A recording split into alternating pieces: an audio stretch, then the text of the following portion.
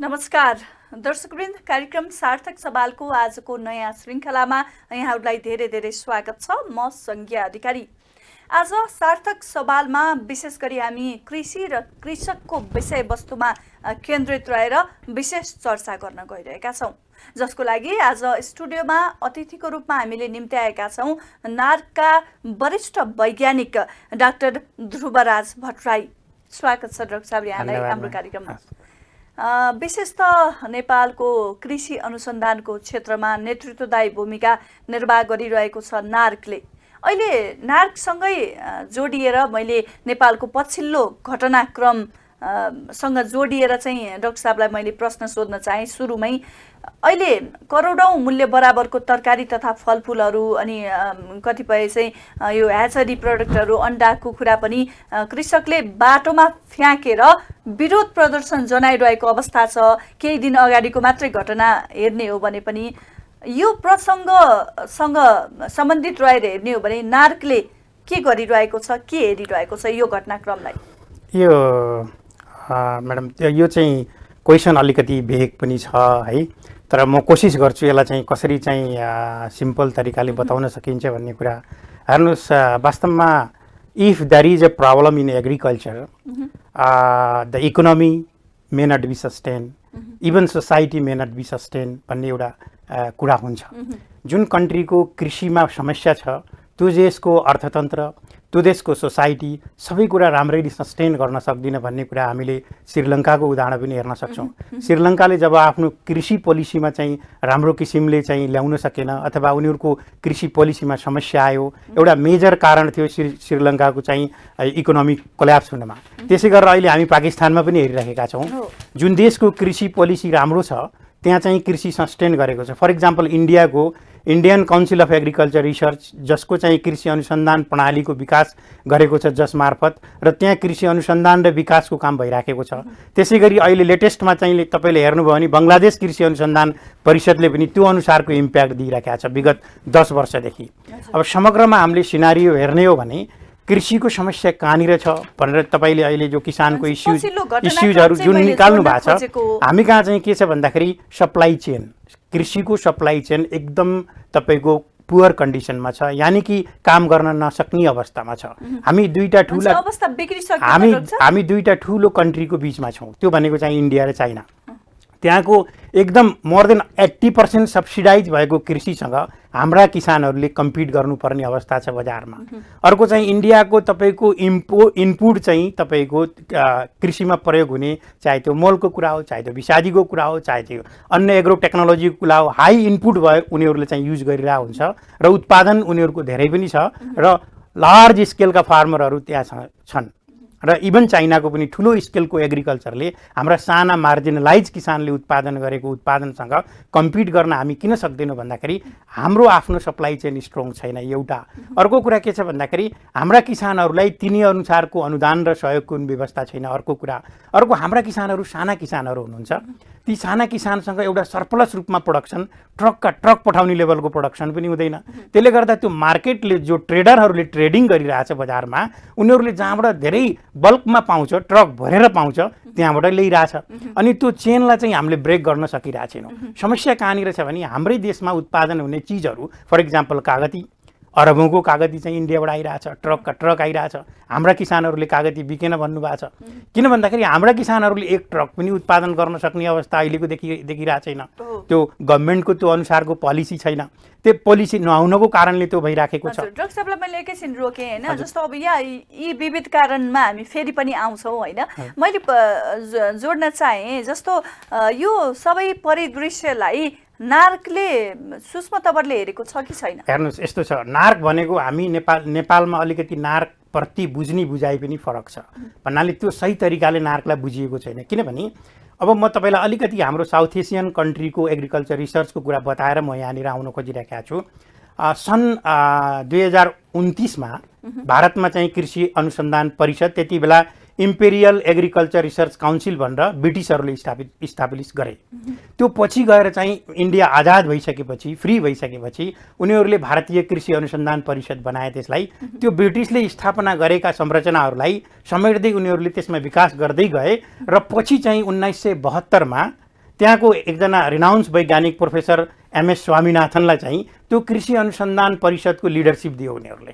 कृषि अनुसन्धान परिषदको डिजी उसलाई एमएस स्वामीनाथनलाई बनाइसकेपछि उहाँले चाहिँ कृषि क्रान्ति गर्नुभयो, त्यहाँ एग्रिकल्चर रेभोल्युसन गर्नुभयो। त्यहाँ agriculture father of agriculture revolution भनेर एमएस स्वामीनाथनलाई भनिन्छ। एउटा व्यक्तिको कारणले एउटा लिडरसिप पनि सबभन्दा इम्पोर्टेन्ट कुरा ठुलो प्रभाव पर्दो कुनै रहेछ भन्ने अर्गनाइजेसनलाई अगाडि बढाउनको निम्ति लिडरसिपको सबभन्दा इम्पोर्टेन्ट भूमिका हुन्छ।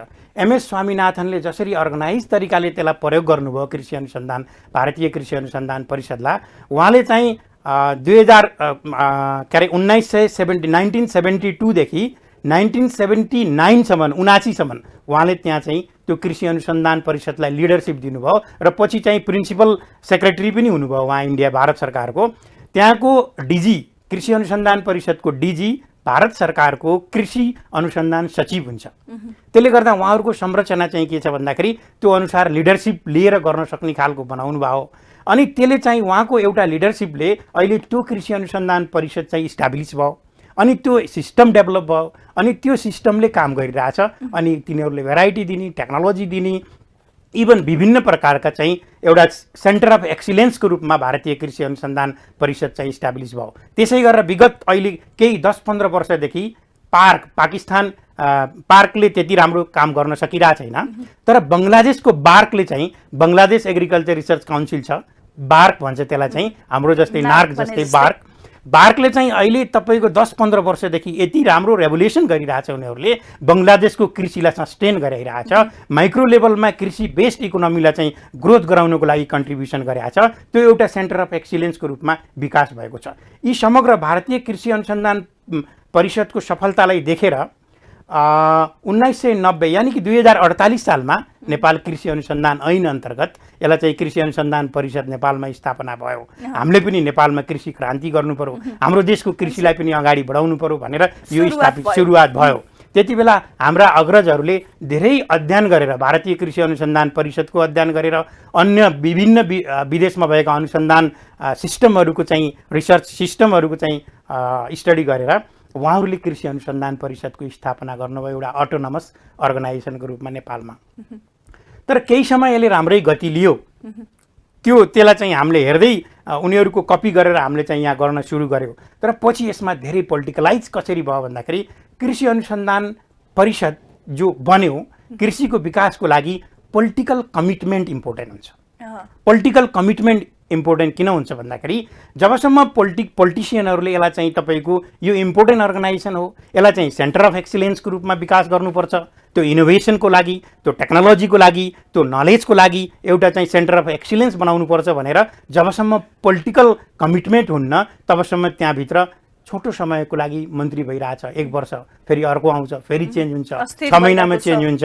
त्यो योजनाहरू कृषि अनुसन्धान परिषदलाई त्यो हाइटमा पुर्याउन सकेका छैन। र के छ भन्दाखेरि भित्रै पनि त्यो अनुसारको लिडरसिपको विकास हुन सकिरहेको छैन, जसले चाहिँ यसलाई चाहिँ त्यो लेभलमा मैले भने भारतीय कृषि अनुसन्धान परिषद एमएस स्वामीनाथनले जुन कन्ट्रिब्युट गरे, त्यसै गरेर अहिले चाहिँ बार्कको कुरा म गरिराखेको छु, ती अनुसार चाहिँ हामीले अगाडि बढाउन नसकेको भन्दा जस्तो हाम्रो अब राजनीतिले चाहिँ जुन कुरालाई प्राथमिकतामा राख्छ अथवा चाहिँ दिन्छ त्यो कुरा अगाडि बढेको देखिन्छ। र हाम्रो राजनीतिक परिवेश हेर्ने हो भने कृषिको विषयवस्तु ओझेलमा पारिएको छ। मैले बताउँछु, म कुनै पार्टीको नाम अहिले नल्याउँ, तर तपाईँ त्यो बुझ्नु चाहे पनि केही नयाँ इमर्जिङ पार्टीहरूले पनि अथवा केही पार्टीहरूले के भन्छ भन्दाखेरि मलाई कृषि मन्त्रालय दियो भने म चाहिँ कृषिमा परिवर्तन गर्छु भनेर भन्छ।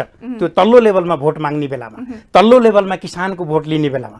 तर माथि आइसकेपछि जब पार्लियामेन्ट मेम्बर बनेर आउँछ, जब सरकारमा उसले हिस्सेदारी माग्छ, उसले यो कृषि मन्त्रालय भन्दा जलस्रोत मन्त्रालय, ऊर्जा मन्त्रालयहरू, अरू फरेन मिनिस्ट्रीहरू र अरू मन्त्रालयहरूको माग गर्छ। यो कृषि मन्त्रालय सकभर चाहिँ तपाईँको त्यो पुवर मान्छेलाई जोसँग चाहिँ त्यो लिडरसिप क्यापासिटी छैन, जोसँग चाहिँ त्यो गर्न सक्ने, जसले कृषिलाई राम्ररी इन्टरनेसनल लेभलमा ग्लोबल लेभलमा कृषिलाई चाहिँ बुझेको छैन, त्यस्तो मान्छेलाई एउटा लेम्यानलाई ल्याएर चाहिँ कुर्सीमा बसालिदिन्छ। अनि उसले यो संस्थाको महत्त्व सेन्टर अफ एक्सिलेन्स बनाउने कुरा जुन छ त्यसको महत्त्व उसले बुझ्दिन। उसले त सानोतिनो मलको मात्रै कुरा बुझिरहेछ, उसले कम्पोस्टको कुरा पनि राम्ररी नबुझेको मान्छेलाई तपाईँलाई सेन्टर अफ एक्सिलेन्स बनाउने जिम्मा दिनुहुन्छ भने उसले त यो देशलाई कम्पिट गर्ने अर्गनाइजेसन कहिले पनि डेभलप गर्न सक्दैन। त्यो भयो लिडरको कुरा। अर्को डाक्टर साहबलाई मैले सोध्न चाहेँ, तपाईँ जस्ता अरू नीतिगत तहमा बस्नुभएका कर्मचारीहरू पनि हुनुहुन्छ नि, उहाँहरूको हात पनि त्यत्तिकै महत्त्वपूर्ण हुन्छ देशको कृषि क्रान्तिलाई अगाडि बढाउन, कृषिबाट चाहिँ आर्थिक लाभ लिनको लागि, कृषकहरूको जीवनस्तर उकास्नको लागि तपाईँहरू जस्तो युवा वैज्ञानिकको भूमिका त झनै सशक्त हुनुपर्छ। जेन्युन क्वेसन हजुरले गर्नुभयो। तर के छ भन्दाखेरि एकजना वैज्ञानिकले एक ठाउँ बसेर रिसर्च गर्छ। हामी कहाँ हाम्रा वैज्ञानिकहरूले अनवरत रूपबाट लागेर अनुसन्धान गर्नुभएको छ। मैले नै लेखेका अनुसन्धानका रिपोर्टहरू, अनुसन्धानका पेपरहरू विदेशमा धेरै रिसर्चरहरूले त्यसलाई प्रयोग गरिरहनु भएको छ। त्यो विभिन्न ठाउँमा हामीले लेखेका बुकहरू, हामीले लेखेका आर्टिकल्सहरू पढेर उहाँहरूले योजना बनाउनुहुन्छ। तर हामी कहाँ हाम्रा कुराहरूलाई चाहिँ त्यति इन्टरटेन किन गरिन्न भन्दाखेरि यो हामी कहाँ सिस्टमले काम गरिराखेका छैन एकतर्फ। अर्को चाहिँ मैले हजुरलाई भने नार्क चलाउनको लागि जुन लिडरसिपको खाँचो छ त्यो लिडरसिप अहिलेसम्म नार्कले पाउन सकिरहेको छैन, जसले चाहिँ नेसनल, इन्टरनेसनल र ग्लोबल लेभलको कृषिलाई बुझेको छ, कृषि अनुसन्धानलाई सेन्टर अफ एक्सिलेन्स कसरी बनाउने भन्ने कुरा उसले देखेको छ, बुझेको छ र इभन ग्रासरुट लेभलमा पनि जानेको छ भने त्यस्तो खालको लिडरसिप चाहिँ अहिलेसम्म कृषि अनुसन्धान परिषदले नपाएको कारणले गर्दाखेरि यो संस्था, यो चाहिँ नेसनल्ली, इन्टरनेसनल्ली तपाईँको एकदम तपाईँको चाहिने भनेर सबैले रिकग्नाइज गरेको संस्था चाहिँ यो अवस्थामा छ। तर यो भन्नको मतलब के हो भने नार्कको विकल्प फेरि अरू केही छैन नेपालमा। यसैलाई सेन्टर अफ एक्सिलेन्स बनाउनु पर्ने हुन्छ। मान्छेहरूले के भन्छ भन्दाखेरि नार्कलाई चाहिँ नभए पनि हुन्छ भनेर भन्छ। तर संसारमा कृषि अनुसन्धानको विकल्प छैन। हामीले कृषि अनुसन्धान प्रणालीको विकास गर्न सक्नुपर्छ र पोलिटिकल कमिटमेन्ट चाहिँ यसलाई चाहिँ सेन्टर अफ एक्सिलेन्स बनाउनको लागि हुनुपर्ने हुन्छ र नार्कभित्रबाट पनि त्यस्तो किसिमको लिडरसिप चाहिँ विकास गरेर लिएर जानुपर्ने हुन्छ। अनि मात्रै यो देशको कृषिमा परिवर्तन गर्नको लागि नार्कले कन्ट्रिब्युट गर्छ। नार्कले कन्ट्रिब्युट फेरि हजुरले सोच्नु भएको छ होला, नार्कले कहीँ इरिगेसन क्यानलहरू बनाउने होइन, नार्कले कहीँ चाहिँ तपाईँको मोल फ्याक्ट्री खोल्ने होइन, नार्कले कुनै बजारीकरण गर्ने होइन। नार्कले गर्ने भनेको के हो भने टेक्नोलोजी, इनोभेसनको कुराहरू छ, टेक्नोलोजीको कुराहरू छ, नलेजको कुराहरू छ। यो सबै कुराहरूलाई ग्लोबल लेभलमा र नेसनल लेभलमा कसरी हाम्रा किसानहरूलाई, हाम्रा एन्टरप्रेनरहरूलाई कम्पिटेटिभ बनाउने त्यस्ता ज्ञानहरू दिने एउटा सानो पोखरी हो नार्क, जहाँनिर उनीहरूलाई पौडी खेल्न सिकाउन सक्छ। तर फेरि अर्को पाटोमा हजुरले भन्नुभयो अघि बजारीकरणको कुरामा पनि नार्कले गरिदिने, त्यो नार्कको काम होइन, नार्कले बजारीकरण गर्दैन। बजारीकरण गर्ने त होइन, तर बजारीकरणको लागि अनुसन्धान गर्न सक्छ डेफिनेटली। किन भएन भने मैले भने एज अ रिसर्चरको हिसाबले हामीले चाहिँ के अनुसन्धान गरेका छौँ भने नेपालको एग्रिकल्चर सप्लाई चेन स्ट्रङ हुन सकेन। किन सकेन भने हामीले कुनै सिलेक्टेड कमोडिटीहरू, कुनै सिलेक्टेड बालीहरू जो नेपालमा हुन सक्छ, फर इक्जाम्पल खुर्सानी नेपालको डाँडा डाँडामा हुन सक्छ, गाउँ गाउँमा हुन सक्छ, जस्तो पनि हुन सक्छ नेपालमा, हामीले त्यसलाई चाहिँ बाहिरबाट इम्पोर्टलाई किन रोक्न सक्दैनौँ? जबसम्म हामीले बाहिरबाट आएको, मैले चाहिँ भ्यालु चेन स्टडी गर्दाखेरि काउलीको एक किलो काउली उत्पादन गर्नको लागि नेपाली किसानलाई 5 देखि 6 रुपियाँ चाहिँ लाग्छ अहिले पनि तपाईँको सिजनमा। तर इन्डियन किसानहरूले सब्सिडी र अनुदान पाएको छ, सबै कुरा पाएको छ, उनीहरूले 2 रुपियाँमा उत्पादन गर्छ, 1.5 रुपियाँमा उत्पादन गर्छ। त्यो मूल्य र हाम्रोमा प्रतिस्पर्धा, अनि उनीहरूले हाम्रो किसानले कसरी प्रतिस्पर्धा गर्न सक्छ? वैज्ञानिकले भन्ने यो कुरा हो। हाम्रो सप्लाई चेन स्ट्रङ गर्नको लागि केही सिलेक्टेड कमोडिटीहरूमा हामीले अरू विदेशबाट हुने आयातलाई रोक्नुपर्छ र हाम्रा किसानलाई चाहिँ हाम्रा एन्टरप्रेनरहरूलाई प्रमोट गर्नुपर्ने हुन्छ। त्यसो भए यो आयात र निर्यात बीचको असन्तुलन अथवा भनौँ हाम्रोमा उत्पादन हुने जति पनि वस्तु छ त्यसलाई सहज रूपमा बजारीकरण गरिदिने, चाहे सरकारले नै प्रत्याभूति लिएर हो कि अथवा ती वस्तुहरू बाहिरबाट चाहिँ आउन निषेध गर्ने किसिमको एउटा सहजता पनि हुन सक्ने वातावरण बनाउन सकिन्छ। त्यो वातावरण किन बन्न सकेको छैन? सबै चिजहरूमा हामीले एकैचोटि ब्यान्ड गर्न सक्दैनौँ बाहिरबाट आउनलाई। केही सिलेक्टेड चिजहरू छन् जो कागती हाम्रो डाँडा डाँडामा पनि हुन सक्छ। खुर्सानीको कुरा गरे हामीले हैन, अथवा केही चिजहरू यस्ता छन् जो लोकल लेभलमा पनि हामीले उत्पादन गर्न सक्छौँ। केराकै कुरा गर्न धेरै उत्पादन हुन्छ, तर पनि भारतबाट आएको केरासँग मूल्यमा प्रतिस्पर्धा गर्दा हाम्रा किसानहरू बारमा परिरहेछन्। यो पोलिटिकल कमिटमेन्ट मैले अघि भने नि, अहिले तपाईँले भन्नुभयो हाम्रो विषादी परीक्षण नगरिकन पनि आउन थालिरहेछ हैन। तपाईँको इन्डियामा यति धेरै विषको प्रयोग भइराखेको छ, सबै कुराहरू बजारमा तपाईँ आफै खाएर पनि कम्पेयर गर्न सक्नुहुन्छ। हेर्दैखेरि इन्डियाबाट आएको सुन्तला 2 महिनासम्म जस्ताको तस्तै 3 महिनासम्म बजारमै राख्दा पनि देखिरहेछ। तर हाम्रो सुन्तला त छिटो हुन्छ नि त। के प्रयोग गरिरहेछ उनीहरूले? त्यसको चाहिँ विषादी परीक्षण पनि नगरिकन, उनीहरूले युज गरेको केमिकल परीक्षण पनि नगरिकन हाम्रा चाहिँ कन्ज्युमरहरूलाई खुवाउनु भनेको यो त चाहिँ तपाईँको न्यायसङ्गत पनि छैन। यसमा पोलिटिकल कमिटमेन्टको खाँचो छ भन्नेको कुरा त्यता हो। त्यसकारणले गर्दाखेरि भनेपछि यो विषादी परीक्षणकै कुरा जोडौँ न। आम मानिसको स्वास्थ्यसँग यति ठुलो खेलबाड भइरहेको छ, यसमा पोलिटिकल लिडर्स सँगसँगै कृषि विकास मन्त्रालयकै कुरा गरौँ होइन, सचिवज्यू अथवा चाहिँ अरू हाम्रो जिल्लामा भन्सार अथवा चाहिँ नाकामा पनि विभिन्न चेकपोस्ट हुन्छन्, तिनीहरूले किन चासो नदेखाएको हो कि नदेखे जस्तो होइन? गरेको? यसमा ठुलो चाहिँ तपाईँको भित्र ठुलो खेल छ, चलखेल छ। हेर्नुहोस्, तपाईँको ट्रेडरहरूले कहाँबाट कति ल्याउँछ, यिनीहरूलाई रोक्नुपर्ने कुराहरूदेखि लिएर सबै कुराहरू छ। तर कुरो के छ भन्दाखेरि यो एउटा यदि विषादी चेकको बहानाले पनि केही कमोडिटीहरूलाई हामीले चाहिँ बाहिरबाट आउनलाई निरुत्साहित गरेर हाम्रा किसानलाई इन्करेज गर्न सक्यो भने, हाम्रो उत्पादनलाई बढाउन सक्यो भने त्यति बेला मात्रै किसानले तपाईँको उत्पादन गर्छ जब उसले पैसा पाउँछ। पैसा पाएन भने तपाईँ जति योजना बनाए पनि तपाईँको त्यो किसानले चाहिँ त्यो प्रति आकर्षित हुन सक्दैन। त्यसले गर्दाखेरि हामीले समग्र के छ भन्दाखेरि समग्र कृषिलाई चाहिँ हाम्रो सप्लाई चेनलाई कुन कुन चिजहरूमा हामी कहाँ उत्पादन गर्न सक्छौँ, एउटा दुईटा तीनटा, एकैचोटि धेरै होइन, पाइलोटिङ गरेर पनि हामी हेर्न सक्छौँ। हाम्रो सप्लाई चेन आफ्नो स्ट्रङ गर्ने, उत्पादनदेखि लिएर कन्ज्युमरसम्म लिएर जाने खालको एउटा कोल्ड चेनको पनि मेकानिजम हामीले डेभलप गर्नुपर्ने हुन्छ। हामीसँग तपाईँले हेर्नुभयो भने यो रेनी सिजनमा जेठ असारदेखि मङ्सिरसम्म हाम्रो नेपाली तरकारी पनि इन्डियामा जान्छ। हजुरलाई थाहा छ कि छैन कति हो? तपाईँले हेर्नुभयो भने जुम्ला सुर्खेत नेपालगञ्ज कोरिडोर, जाजरकोट सुर्खेत नेपालगञ्ज कोरिडोर अथवा दैलेख सुर्खेत नेपालगञ्ज कोरिडोर, यता बुटोल सल्यान नेपालगञ्ज कोरिडोर, बुटोल पाल्पा बुटोल अर्घाखाँची गुल्मीदेखि लिएर यो यतातिर इन्डिया गोरखपुर कोरिडोरबाट तपाईँको थुप्रो तरकारीहरू जान्छ। हामी उनीहरूको तराई क्षेत्र जब जलमग्न हुन्छ त्यति बेला बर्खाको सिजनमा हाम्रो पहाडमा तरकारी उत्पादन हुन्छ, त्यो तरकारी सबै तरकारीहरू उत्पादन हुन्छ। हामीले त्यो बेलामा पनि उत्पादन गरेर बेच्न सकिराखेका छौँ, गइराखेको छ। तर त्यो हिसाब किताबमा नआएको कुरा मात्रै हो। हाम्रो सप्लाई चेन यसरी विकास गर्न जरुरी छ। अब मैले हेरेँ तपाईँको हामीले स्टडी गर्दा के पायौँ भन्दाखेरि त्यो सुर्खेतको ट्रेडर, हाम्रो नेपाली ट्रेडरले यता माथि डाँडाबाट आएको तरकारीहरू फलफुलहरूलाई चाहिँ इन्डियन व्यापारीलाई चाहिँ दिँदाखेरि कतिमा दिन्छस् भनेर उताबाट जब लखनऊ गयो अथवा इन्डियन व्यापारीले सोध्छ, उसले जति भन्छ त्यतिमा दिनुपर्ने अवस्था किन भइरहेछ भने हामीसँग कोल्ड चेनको व्यवस्था छैन। त्यहाँको ट्रेडरले 10 दिन पछिसम्म पनि होल्ड गरेर राख्ने क्यापासिटी छैन, किनभने उनीहरूसँग कोल्ड स्टोर छ। उनीहरूसँग रिलायन्स कम्पनी जस्ता ठुला ठुला कम्पनीहरूले चाहिँ इन्भेस्ट गरिरहेछ एग्रिकल्चरमा, कोल्ड स्टोरमा राख्छ। हाम्रा ट्रेडरहरूसँग, हाम्रा बिजनेसम्यानहरूसँग चाहिँ त्यो ठुलो मेगा कोल्ड स्टोरको पनि व्यवस्था छैन। भनेको एग्रिकल्चर कमर्सियलाइजेसनको लागि अथवा पर्टिकुलरली तपाईँको हर्टिकल्चर र तपाईँको यस्ता पेरिसेबल कमोडिटीहरू जो छ तिनीहरूको कमर्सियलाइजेसनको लागि दुईटा चिज चाहिन्छ। एउटा कोल्ड चेन स्ट्रङ गर्नुपर्ने हुन्छ, अर्को ओभरअल एग्रिकल्चरको लागि सप्लाई चेन स्ट्रङ गर्नुपर्ने हुन्छ। यो चेनको विकास गर्नको लागि हामीले आफ्नो उत्पादनलाई कसरी चाहिँ बढावा दिने, त्यो भनेको केही पोसेबल चिजहरू जो इम्पोर्ट भइरहेछ, बाहिरबाट आइरहेछ, तिनलाई रोक्नको निम्ति हामीले चाहिँ नेपाली उत्पादनलाई प्रोत्साहन गर्ने खालको चाहिँ एउटा खालको रणनीति चाहियो। जस्तै मैले सिम्पल कुराहरू कुनै चिजलाई चाहिँ हामी ब्यान्ड पनि गर्न सक्छौँ नि त, सरकारले चाह्यो भने गर्न सक्छ नि। एकैचोटि सबैमा गर्यो भने नराम्रो म्यासेज जान सक्ला, क्रमशः गर्दै जान बिस्तारै। हामी अब हामी अहिले अन्डाको लागि सेल्फ सफिसियन्ट भयौँ भन्ने कुरा सुनिरहेछ होइन, त्यसै गरी दुधको लागि भइरहेछ।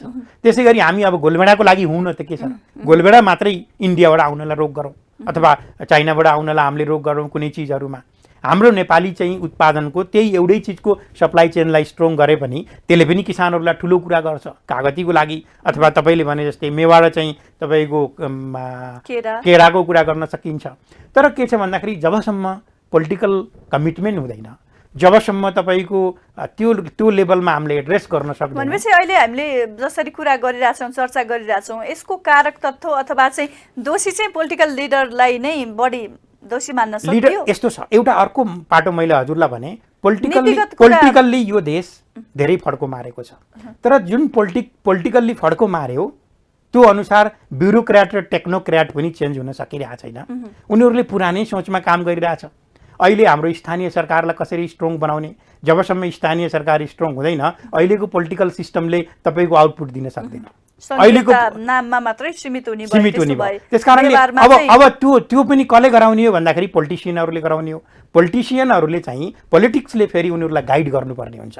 ब्युरोक्र्याट र टेक्नोक्र्याटलाई स्ट्रङली गाइड गरेर त्यो ग्रासरुट लेभलको हाम्रो पालिकालाई कसरी स्ट्रङ बनाउने, त्यो टेक्नोलोजिकल्ली स्ट्रङ, त्यो मार्केटिङको लागि स्ट्रङ, त्यो चाहिँ तपाईँको स्थानीय लेभलमा चाहे फुड ब्याङ्क स्थापना गर्नको लागि हो, सबै कुराहरूमा समग्र रूपमा हाम्रो सिस्टम स्ट्रेन्थेन गर्नको लागि फेरि पोलिटिकल कमिटमेन्ट चाहिन्छ। मैले भने जब ब्रिटिसले स्थापना गरेको भारतीय कृषि अनुसन्धान परिषदलाई चाहिँ इन्डियनको कृषि अनुसन्धान परिषदलाई पछि एउटा राम्रो लिडरसिप पोलिटिसियनले दिए, एमएस स्वामीनाथन, जो चाहिँ पोलिटिसियनले दिएको लिडरसिप हो। नेपालमा चाहिँ तपाईँको यो विद्युत क्षेत्रमा कुलमानलाई लिडरसिप दिएको छ कि थिएन? त्यो कसले दिएको छ? पोलिटिसियनले दिएको छ नि। उहाँले त काम गर्नुभएको छ। ब्युरोक्र्याट र टेक्नोक्र्याटलाई चेन्ज गर्ने पनि पोलिटिसियनले हो। जबसम्म पोलिटिक्सले चाहिँ गति लिँदैन, पोलिटिकल स्टेबिलिटी हुन्न, हामी कहाँ त अहिले पोलिटिक्स नै तरल अवस्थामा छ, स्टेबल भइरहेको छैन। त्यो विकासको बहस हुनुपर्ने अहिले बेलामा अझै पनि राजनीतिक बहस नै सीमित छ। र अर्को कुरा डाक्टर साहबले भनिरहँदा चाहिँ राम्रो नेतृत्व आयो भने पक्कै पनि जुनसुकै क्षेत्रले पनि फड्को मार्न सक्छ।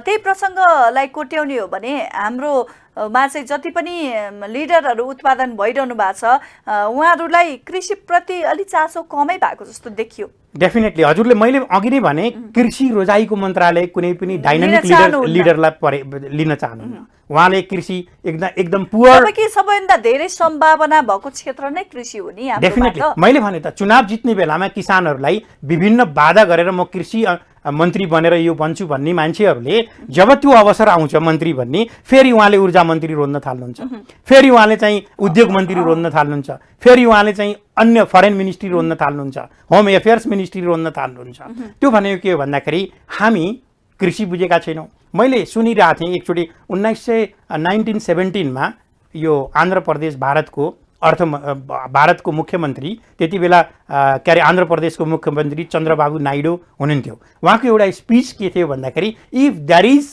A problem in agriculture economy may not be sustain भनेर भन्नुभएको थियो कि त्यहाँको स्टेट इकोनोमी चाहिँ सस्टेन गर्न सक्दिन भनेर उसले चाहिँ आइटीलाई चाहिँ एग्रिकल्चरमा कसरी ल्याउने, इन्फर्मेसन टेक्नोलोजीलाई र ग्लोबल लेभलका टेक्निसियनहरू टेक्नोलोजिकल्ली साउन्ड अर्गनाइजेसनहरूलाई चाहिँ आह्वान गरेर एउटा ठुलो वर्कसप सेमिनार आयोजना गर्नुभएको थियो। त्यो मुख्यमन्त्रीको लिडरसिपमा भइरहेको थियो त्यहाँ। र उनीहरूले के गर्छ भन्दाखेरि शरद पवार कृषि मन्त्री छँदाखेरि म चाहिँ पिएचडी गर्दाखेरि हिमाचल प्रदेशमा उहाँले कृषिको विकासको लागि, शरद पवार भनेको प्राइम मिनिस्टरको दावेदार मान्छे हो तर उहाँले कृषि मन्त्रालय रोज्नु भएको थियो। अनि दुईटा सचिव, एउटा कृषि अनुसन्धान सचिव, एउटा कृषि विकास सचिव, त्यहाँको कृषि मन्त्रालयमा दुईटा सचिव हुन्छ, एउटा विकास सचिव, एउटा अनुसन्धान सचिव। अनुसन्धान सचिवले प्रविधिको ग्यारेन्टी गर्छ, विकास सचिवले अनुदान र सब्सिडीकाहरू गरेर कृषि विकासको ग्यारेन्टी गर्छ। दुईटालाई अगाडि राखेर यो देशको कृषिको उत्पादकत्व कति बढाउने र नेसनल जिडिपीमा कति कन्ट्रिब्युट गराउने भन्ने कुराको छलफल त्यहाँको त्यो लेभलको हाइटको मन्त्रीले चाहिँ बसेर दुईटालाई काम लगाइरहेको हुन्छ। तर हामी कहाँ हेर्नुहोस्, कृषि अनुसन्धान परिषदलाई सबैतिरबाट प्यारालाइज गर्न लागिरहेछ। कृषि अनुसन्धान सचिव जबसम्म यो देशमा हुँदैन, यहाँ त एउटा लाइभस्टक सचिव, एउटा अर्को विकास सचिव भनेर दुईटा सचिव राखेको छ। कृषि विकास मन्त्रालयभित्र दुईटा चाहिँ एउटा पशुको सचिव, एउटा कृषिको सचिव किन चाहिएको छ? एउटा कृषि अनुसन्धान सचिव बनाउन सकिन्छ ऐन संशोधन गरेर, एउटा चाहिँ विकास सचिव बनाऊ। एउटा चाहिँ ग्लोबल्ली चाहिँ कसरी कृषि विकास भइरहेको छ, साइन्स एन्ड टेक्नोलोजी भनेको हाम्रो मान्यता अनुसार मात्रै चल्ने कुरा होइन। हामी कहाँ के भन्छ भने विश्वव्यापी ट्रेन्ड कसरी विकास भएका छ डेफिनेटली हजुरले भन्नुहुन्छ। एकदमै डाक्टर साहब निकै राम्रो प्रसङ्ग विषयवस्तु यहाँले जोडिरहनु भएको थियो उदाहरण सहितको, तथापि हाम्रो कार्यक्रमको समय सकिने लागेको छ। अन्तिममा छोटो केही शब्दमा दर्शकहरूलाई के भन्न चाहनुहुन्छ? हेर्नुहोस्, हामीले कृषि अनुसन्धान परिषदले अहिले आफ्ना कार्यक्रमहरूलाई आगामी आर्थिक वर्षदेखि र इभन गत वर्षदेखि नै हामीले किसानमुखी बनाउँदै गएका छौँ। हामीले पालिकालाई कसरी स्ट्रङ बनाउने भनेर नेपाल कृषि अनुसन्धान परिषदले आगामी आर्थिक वर्षदेखि पालिकाका कृषि प्राविधिकहरूलाई, पालिकाको कृषि विकास शाखाका कृषि प्राविधिकहरूलाई ट्रेनिङ दिने, स्पेसल खालको तालिम दिने र उनीहरूलाई प्याकेज अफ प्र्याक्टिस र नवीनतम कृषि प्रविधिहरू नेपालीमा लेखेर ह्यान्डओभर गर्ने र पालिकालाई स्ट्रङ गर्ने र एन्टरप्रेनर फार्मरहरूलाई पनि व्यावसायिक खालका लामा खालका तालिमहरू चाहिँ आयोजना गर्ने र कृषि अनुसन्धानलाई किसानसँग जोड्नको लागि हामीले चाहिँ राम्रो किसिमको चाहिँ नयाँ स्ट्राटेजी साथ जाने खालको बायो अनुसन्धानलाई डेडिकेटेड आउटरिच साइट बनाउँदै पब्लिक प्राइभेट पार्टनरसिपलाई चाहिँ हाम्रो नार्को टेक्नोलोजीहरूलाई कम्युनिटीमा अथवा पालिका मार्फत डिफ्युजन गर्ने खालको एउटा चाहिँ मेकानिजम डेभलप गर्न गइराखेका छौँ। यसमा हामी पोलिसीगत रूपबाट चाहिँ एग्री भएर प्रोग्राममा चाहिँ आउँदैछ यो कुराहरू। हस्, धन्यवाद यहाँको महत्त्वपूर्ण समय र विचारको लागि। हजुरलाई धेरै धेरै धन्यवाद। दर्शकवृन्द, आज सार्थक सवालमा हामीले नेपाल कृषि अनुसन्धान परिषद नार्कका वरिष्ठ वैज्ञानिक डाक्टर ध्रुवराज भट्टराईसँग नेपालको कृषि क्षेत्रको खास गरी अनुसन्धानमूलक क्षेत्र र पछिल्लो समय कृषकका उत्पादनहरूले बजार नपाइरहेको जुन किसिमको परिदृश्य छ त्यही सन्दर्भमा केन्द्रित रहेर आजको संवादमा हामीले कुराकानी गर्यौँ र यो संवादसँगै आजको प्रस्तुतिबाट यहाँहरूमाझ हामी बिदा हुन चाहन्छौँ। हवस् त, नमस्कार।